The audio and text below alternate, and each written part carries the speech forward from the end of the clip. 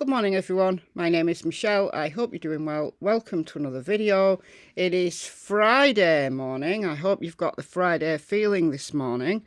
Anyway, in this video I'm going to talk about the Summer Wells case again today, specifically Fred Hill. Now, I was going to give the Summer Wells case a break for today. I was going to talk about the Rachel Morin case. Rachel Morin is a mother of 5 who was murdered in Maryland. Last night, my time, law enforcement did a very interesting press conference. They've announced that they got a suspect. They played a 9-second video of a man whose DNA that was left at the scene of Rachel Morin's murder was a match in CODIS, which is law enforcement's criminal database. And the match was this guy. Now, this guy is about 5'9", 160 pounds, young man in his 20s, looks well built, looks like he does manual work or he goes to the gym, and he's Hispanic. And law enforcement said that this man had committed a home invasion and an assault on a young girl. They didn't specify whether the girl was a minor or a young adult. They just said young girl. And this is the video. So what is bizarre is that this assault and home invasion took place in Los Angeles, which is over 2,700 miles away from Bel Air, Maryland. So this guy literally could be anywhere.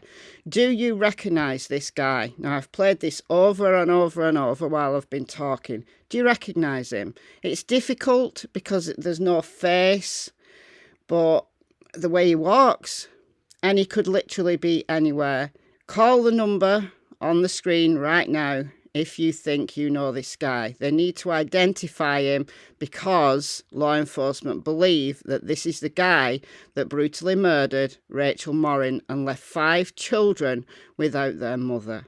Also, later today, there is going to be a live stream on this channel for Kohberger. Brian Kohberger's in court today. It's a very important hearing.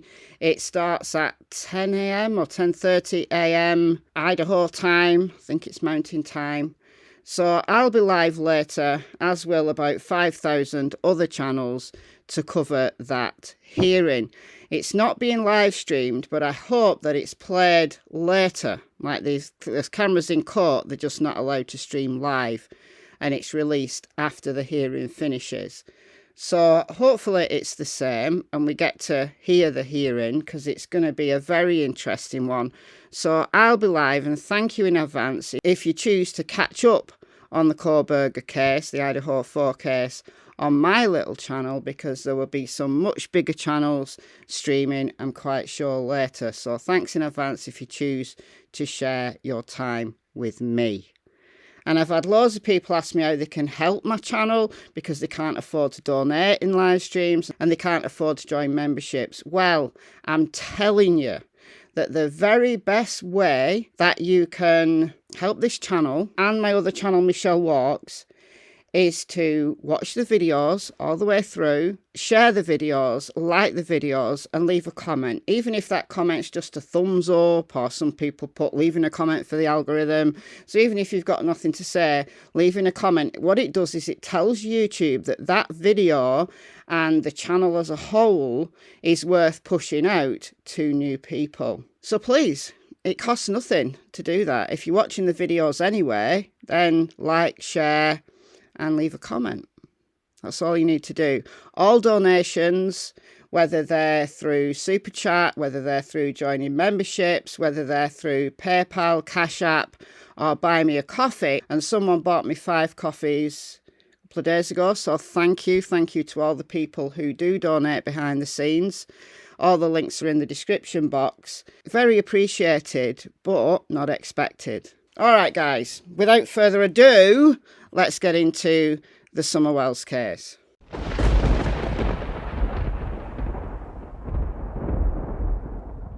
Okay, so there's a bunch of stuff coming out since Fred Hill did the polygraph. The polygraph that we talked about the other day that he did on the 27th of June.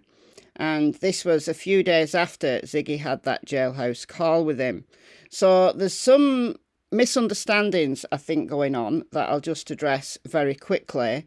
Whatever you think about Ziggy, yeah, she shouldn't have had that jailhouse call with him. She got Fred into trouble. But it wasn't because of Ziggy's call that an alleged threat was made against Fred's life. Now, we don't know whether it was a murder attempt and the guards had to basically bring him back to life, CPR, or whether it was an attempt on his own life. We don't know really.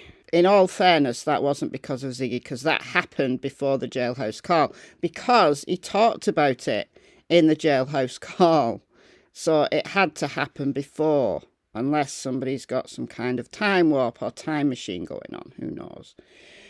All right, so that's that. Now, there's been some misunderstandings about the polygraph as well. The polygraph said that there was no opinion. All right, so that's essentially saying that it's inconclusive.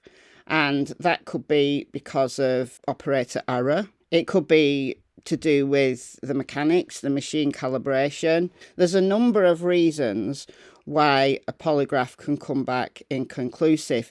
If you're excessively stressed, if you're really scared, nervous, and they generally ask you to retake. Whether he's retaken, I don't know. We haven't heard that he's retaken. He is in contact with Ziggy via text message. So we haven't heard that it's retaken. Remember, Candice and Grandma apparently had to retake polygraphs.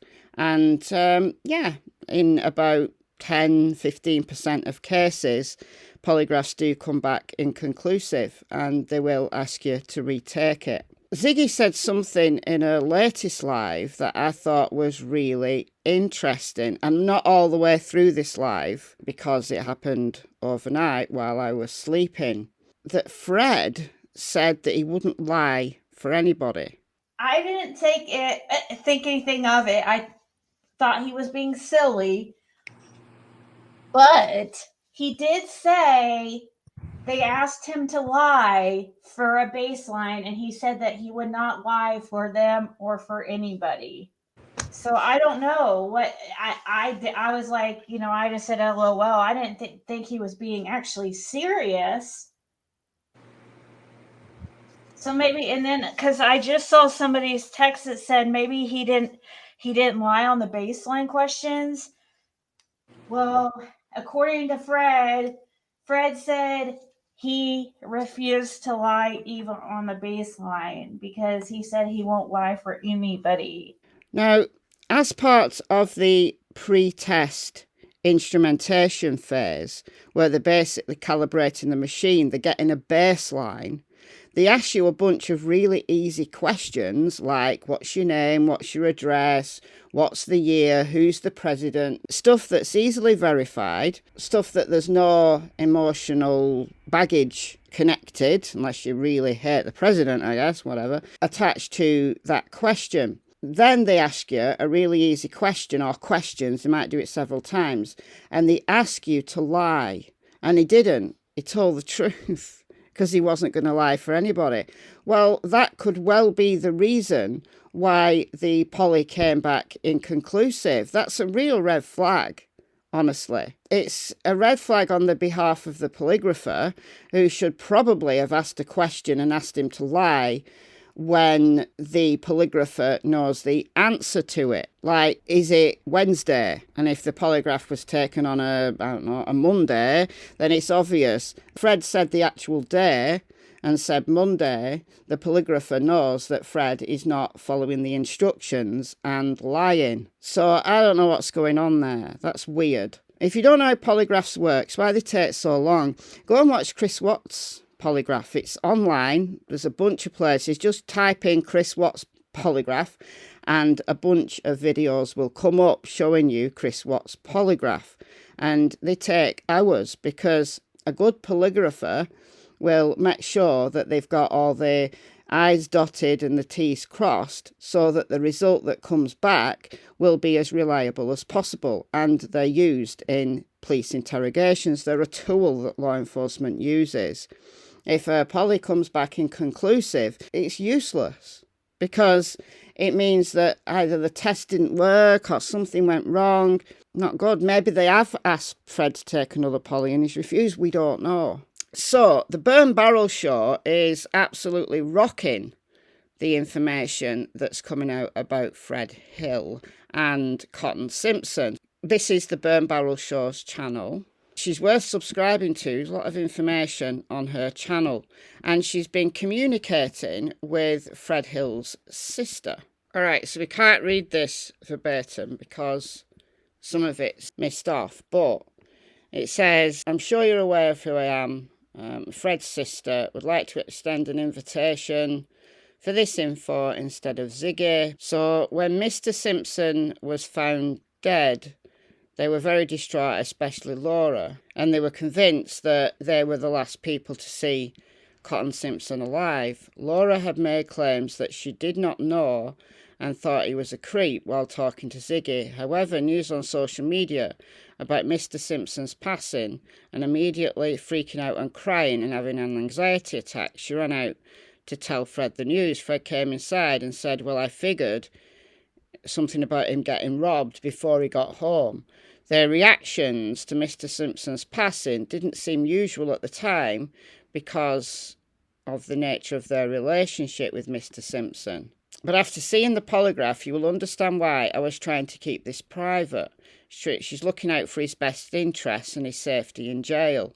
However, since he and Laura feel that I'm trying to be controlling instead of being protecting, I am extending this information to you in hopes that it's handled with the care that it deserves. So she called the detective and spoke to him about this and let him know that she'd accidentally opened it and was very disturbed. He informed me he can't discuss the contents because it's just a summary of the whole polygraph, and he wasn't over Fred's case. So that's as much as we've got on that one.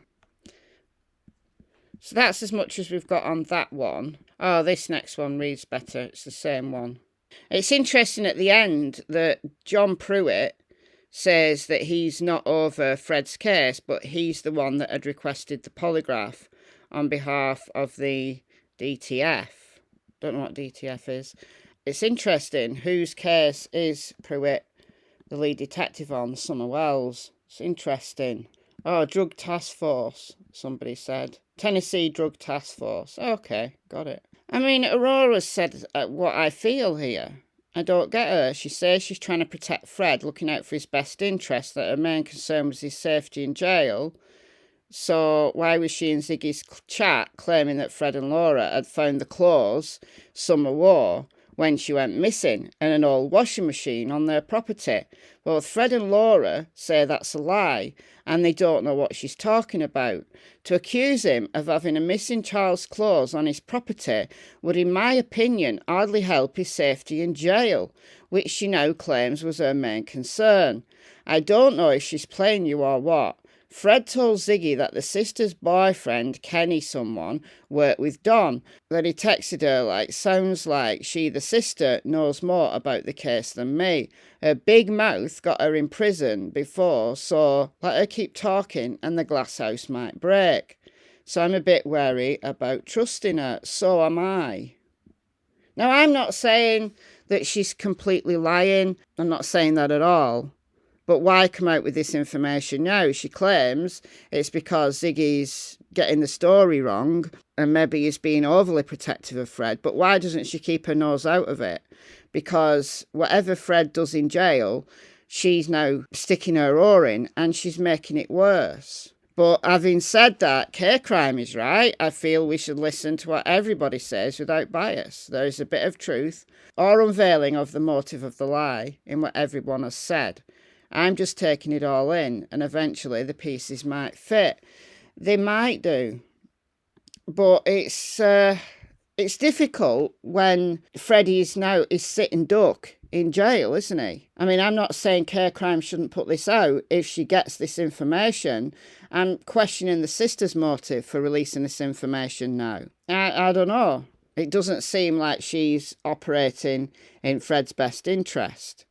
There's this story also from the sister about a backpack that was left on the driveway on the 15th of June 2021, the day Summer went missing. The implication was that Candice left it in an attempt to set Fred up. So she left some of Summer's clothes and the backpack, which apparently contained meth-making paraphernalia.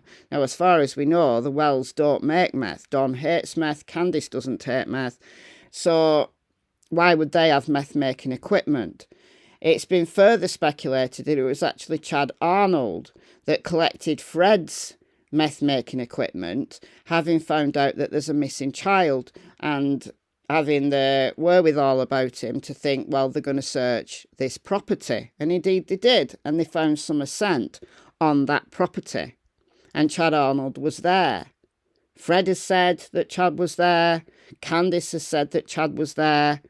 We don't know why Chad was there. We've not got Chad's version of events. Anyway, Candice swears down that she doesn't know Cotton Simpson, but then Laura also says she doesn't know Cotton Simpson, although he's a creep. She clearly does know Cotton Simpson. The question is, why are people denying that they know Cotton Simpson? What's so bad about him? You know, they've all said that Chad Arnold's a nice guy, but he's got a problem with drugs. But Cotton Simpson, people seem to want to distance themselves from him. Why? Why is that? Is it because he died under unusual circumstances and people don't want to get implicated in his death? I can understand why Candice was funny about it, because Laura said that Cotton and Candice were having an affair. So I can understand Candice's reaction. But why are they distancing themselves? They're all distancing themselves from Cotton. Don says he doesn't know him. I mean, maybe it's all true. Maybe nobody knew him well. I just find it very strange that the dead man, Cotton Simpson, is now in the middle, right in the middle of the Summer Wells case. You know, if he was alive, there'd be a real target on his back. He'd probably have been taken in for an interrogation, and rightly so. But we don't know because he's dead. Was he murdered? We don't know. Clearly, the case has been reopened because the family believed Cotton died from an accident, falling off a cliff, being methed up. But law enforcement are considering all angles and thinking that maybe he was murdered and maybe Fred's involved in it. So Fred needs to take another polygraph. Interesting. All right, guys, let me know your thoughts in the comments below. And hopefully you'll join me later for a Coburger live. I'm not sure what time I'm going to do it. So the hearing, if it's 10 a.m. Mountain Time, it's going to be 5 p.m. my time. So it's going to be early evening my time. So whatever that is in your time. But I'll put a scheduler up in good time in advance so that you can come along and have a chat about Coburger. All right, guys. Hopefully see you later. If not, I'll see you in the next video. Bye, guys.